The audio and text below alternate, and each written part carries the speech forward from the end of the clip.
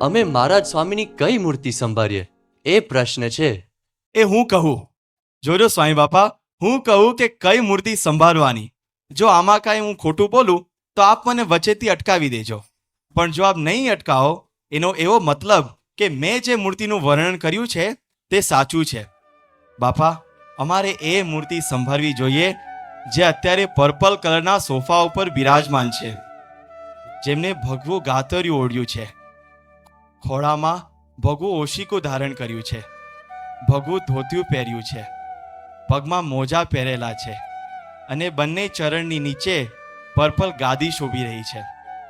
બાપા, બધું બરાબર ચાલે છે ને? આપ કાંઈ બોલતા નથી એટલે બધું બરાબર જ ચાલે છે.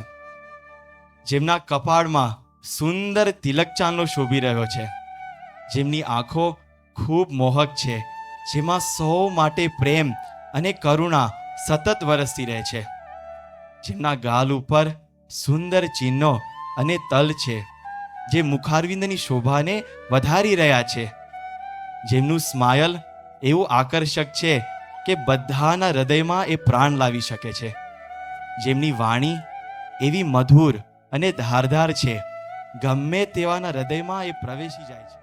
આ મૂર્તિને સંભાળીને દરેક ક્રિયાની શરૂઆત કરીએ તો ફતેહ થશે ને, જીત થશે ને સ્વામી.